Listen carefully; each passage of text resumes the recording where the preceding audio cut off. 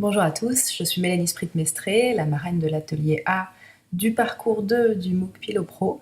Rien que ces quelques mots vous montrent à quel point, ou en tout cas moi, me montre à quel point ce MOOC semble fourni et complet. Pour ma part, je me suis pour le moment limitée à suivre la partie pilotage de la performance et processus métier, que j'ai trouvé très claire et synthétique. Je vous avoue que le stress est un petit peu monté au moment des quiz. Je me voyais déjà vous exposer ma conclusion en expliquant très sérieusement que j'avais échoué à la moitié des questions, mais que malgré tout, j'allais avoir l'audace de vous expliquer que la méthode ABC était la seule et unique qui méritait l'intérêt du contrôleur de gestion, mais aussi des équipes opérationnelles. Eh bien en fait non. Et même 2 fois non. D'une part, j'ai réussi les quiz, et d'autre part, je vais plutôt vous proposer une piste de réflexion sur les différentes méthodes de coût, ou plutôt sur leurs usages en entreprise tels que je les ai connus jusqu'à maintenant. Alors pourquoi cette réflexion sur les méthodes de coût en particulier? Pourquoi avoir choisi ce thème pour une conclusion qui aurait pu être spécifiquement tournée autour de la méthode ABC? Eh bien, tout naturellement parce qu'en ce qui me concerne, je n'ai jamais utilisé totalement une méthode ABC au cours de mes expériences. Comme vous l'avez lu dans la bio proposée par Leslie Huyn, j'ai occupé diverses fonctions de contrôle de gestion, plutôt orientées commercial, marketing, communication, des fonctions centrales, de l'industriel, de la consolidation. Et malgré ces différentes facettes, en fait, effectivement, la méthode ABC ne s'est jamais imposée en tant que telle, peu importe les systèmes d'information utilisés d'ailleurs. J'ai commencé ma carrière en tant que contrôleur de gestion centrale au sein d'un gros groupe. Et à ce moment-là était en vigueur une méthode de coût complet total sur des fonctions support et avec une usine à gaz de clés de refacturation qui était vraiment, vraiment très lourde à gérer, notamment pour les contrôleurs de gestion, puisque totalement transparente pour les opérationnels qui, eux, suivaient leurs coûts dans des reports dédiés. Ces clés de refacturation, qu'on peut aussi communément appeler clés d'allocation ou pourcentage de ressources éventuellement, étaient évidemment assez difficiles à mettre à jour, nécessitaient une manipulation assez sensible des fichiers Excel puis des allocations SAP, et n'étaient donc pas totalement satisfaisantes, même si à nouveau pour un suivi de fonction support, finalement ce n'était peut-être pas aussi dérangeant que pour un prix de revient par exemple. J'ai par la suite, dans un environnement assez différent, eu l'objectif de mettre en place un système de coûts directs. C'était une mission souhaitée par une direction générale qui partait plutôt d'un suivi de coûts qu'on va appeler complet, même si ça n'était pas totalement le cas. Cette méthode des coûts directs avait pour objectif d'affiner nos prix de revient et surtout d'en simplifier l'analyse. Mais avant d'aboutir à une simplification, nous ne pouvions faire l'impasse sur cet exercice de détermination des coûts directs, indirects, fixes, variables. Et comme cela a été évoqué au cours de l'atelier, eh bien, cela a fait l'objet de nombreux et longs débats et de quelques réticences internes face à ces changements. Et d'ailleurs, pour la petite histoire, plusieurs années après, la détermination de ces coûts adoptés à l'époque faisait toujours l'objet de discussions lors de chaque analyse ou lors de chaque période budgétaire.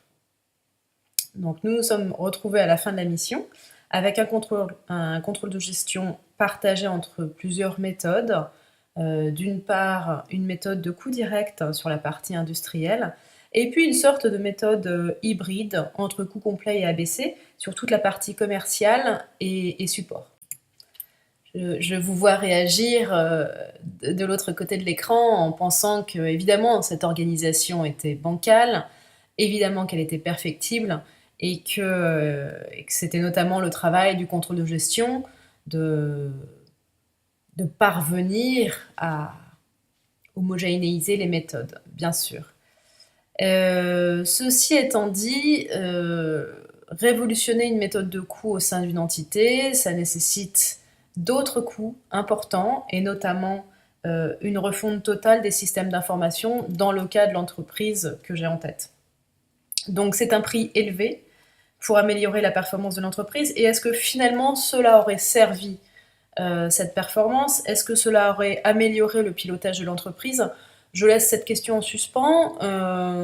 J'ai personnellement la sensation que ça n'aurait rien changé. Mais voilà, peut-être qu'on peut alimenter le débat ensemble. Après ce bref partage d'expérience, parce que je pourrais vous en parler pendant des heures, j'ai envie de vous interroger sur le fait de savoir si la mesure de la performance, et surtout son amélioration, ne passe que par le nom et l'usage d'une méthode. En ce qui me concerne, la réponse est très claire. Je pense qu'il s'agit d'un débat un peu surfait, un peu académique.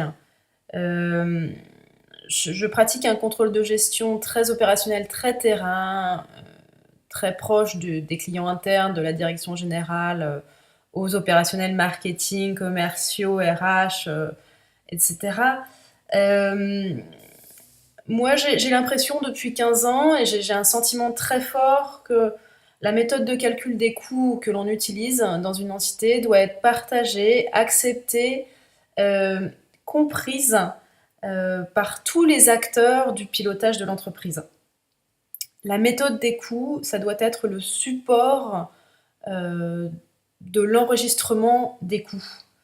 Et le cas pratique qui a été utilisé dans l'atelier, pour moi, illustre très bien cette pensée, puisque finalement, certes, par rapport au coût complet, la méthode ABC affine largement et donne des résultats un petit peu différents. Il y a des écarts entre les deux méthodes, certes. Maintenant, les écarts, quand on prend un petit peu de hauteur, finalement, ne portent pas à conséquence sur la décision. Alors, mis à part peut-être entre le produit A et le produit B, sur laquelle la tendance s'inverse un petit peu. Mais est-ce que pour autant les décisions que l'on va prendre au global, en prenant de la hauteur, avec du bon sens, vont vraiment être totalement erronées parce qu'on va opter pour une méthode plutôt que pour une autre? Ce que j'ai envie de vous dire, c'est que au-delà de la méthode, c'est l'analyse qui prime. Et cette analyse ne se fait pas forcément à l'euro près ou à la décimale près, encore moins à la décimale près. Vous l'avez donc compris, je ne milite pas pour une méthode plus que pour une autre, mais surtout pour l'analyse qui en découle. C'est cette analyse qui sera le volant du pilote de la performance financière de l'entreprise. C'est avec des équipes de travail transverses entre stratèges, financiers, opérationnels, comme le cite d'ailleurs très justement l'atelier B en évoquant le fait d'avoir besoin de s'adresser à un contrôleur de gestion pour détailler la vanne et le TRI. C'est avec des équipes de travail transverses que ce pilotage sera le plus adéquat et le plus performant. Et puis pour conclure, et c'est un point qui me tient particulièrement à cœur, c'est au contrôleur de gestion de s'imposer aussi comme un gestionnaire et non pas uniquement comme un contrôleur. Et c'est avec cette gestion, cette précision budgétaire, l'anticipation des charges, que le pilotage financier de l'entreprise sera le plus efficace, ou en tout cas sera optimal. J'espère que cette conclusion vous aura intéressé. Je serai ravie d'échanger avec vous sur le sujet si vous en avez envie. Et je vous souhaite un très beau parcours pour les ateliers qui vous restent peut-être. Merci.